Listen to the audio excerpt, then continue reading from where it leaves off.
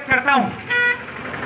इस कांग्रेस की नाकारा निकम्मी सरकार जब राजस्थान में आई तो उसका सबसे ज्यादा योगदान युवा शक्ति का था। युवा शक्ति को बेरोजगारी भत्ता देने के नाम पर, रोजगार देने के नाम पर अनेक प्रकार के वादे करके यह सरकार सत्ता में आई थी। लेकिन जब सत्ता में आई उसके बाद से लगातार अपना घर बचाने का काम यह सरकार कर रही है। अब इस सरकार का केवल एक ही मकसद बचा है कि जैसे तैसे करके अपने को अपना कार्यकाल पूरा करना है। ये सरकार जब केंद्र सरकार डीजल पेट्रोल से टैक्स कम करती है तो ये सरकार कहती है कि हमें इतना भार आएगा। केंद्र सरकार ने टैक्स कम कर दिया, राजस्थान सरकार को इतना भार पड़ेगा। वो सरकार ये नहीं बताती कि केंद्र सरकार जो टैक्स लगा रही है उसमें से कितना हिस्सा हमें मिल रहा है। जो हिस्सा मिल रहा है उसका हिसाब ये सरकार कब देगी, और वो हिस्सा मिल रहा है उसके बाद में अगर हम सीधा सीधा सा हिसाब लगाएं तो तेल की जो वास्तविक कीमत है लगभग उसके बराबर राजस्थान में टैक्स है। अगर वो टैक्स का आधा भी कम कर दे ये सरकार तो मैं ये मानता हूं कि आज से 4 साल पहले जो टैक्स था, जो पेट्रोल डीजल की कीमत थी उसके आसपास कीमत आ सकती है, क्योंकि केंद्र सरकार के हिस्से में जो टैक्स आता है उस टैक्स का आधा हिस्सा राजस्थान सरकार को भी मिलता है।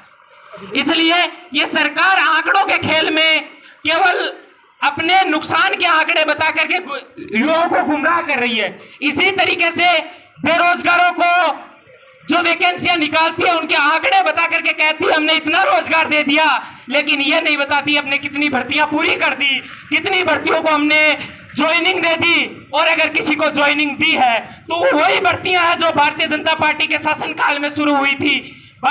इस कांग्रेस सरकार के शासनकाल में चाली हुई एक भी भर्ती पूर्ण ये सरकार नहीं कर पाई है।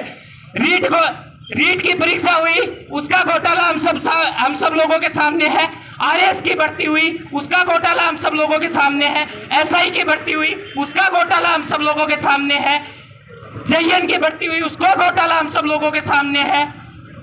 राजस्थान पुलिस कांस्टेबल की भर्ती हुई उसका घोटाला हम सब लोगों के सामने है। राजस्थान सरकार की ऐसी कोई भर्ती नहीं हुई जो शांतिपूर्ण तरीके से इन लोगों ने करवा ली हो। रीट के लिए कहते हैं हम गिनीज बुक ऑफ वर्ल्ड में इसका दर्ज करवाएंगे, वास्तव में वो रीट की भर्ती नहीं है। पूरी राजस्थान सरकार का कार्यकाल ही गिनीज बुक ऑफ वर्ल्ड में दर्ज होने लायक है, क्योंकि इन्होंने एक भी भर्ती ऐसी नहीं कराई जिसमें भ्रष्टाचार नहीं हुआ हो। इसलिए वास्तव में ये गिनीज बुक ऑफ वर्ल्ड लायक तो सरकार तो है। ये सरकार अपने राजस्थान वासियों का ध्यान रखने के लिए इनके पास फुर्सत ही नहीं है। अपने गांव में शादियों में होता है जैसे कभी फूफा नाराज हो गया, कभी जीजा नाराज हो गया, उसी तरह इसी राजस्थान सरकार में चल रही है। कभी गहलोत साहब नाराज है तो कभी पायलट साहब नाराज हैं।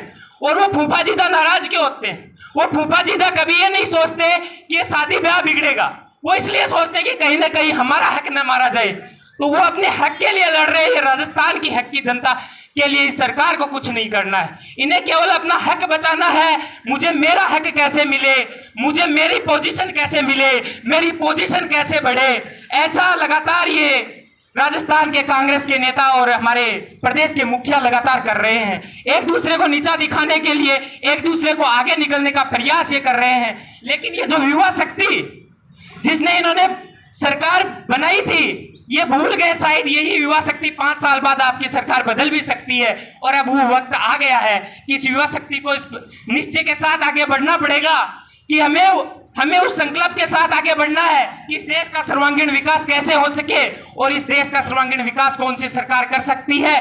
जैसी भारत की केंद्र सरकार लगातार युवाओं के लिए और इस देश के हित में फैसले कर रही है, उसी तरीके से अगर आने वाले विधानसभा चुनाव में भारतीय जनता पार्टी बहुमत के साथ सरकार बनाएगी और युवाओं का वही सारी उसी तरीके से उनका संकल्प और उनके रोजगार और भ्रष्टाचार कम होगा और लगातार रोजगार के साधन बढ़ेंगे। इसलिए मैं आप यहाँ पधारे, इसलिए आप सभी का धन्यवाद।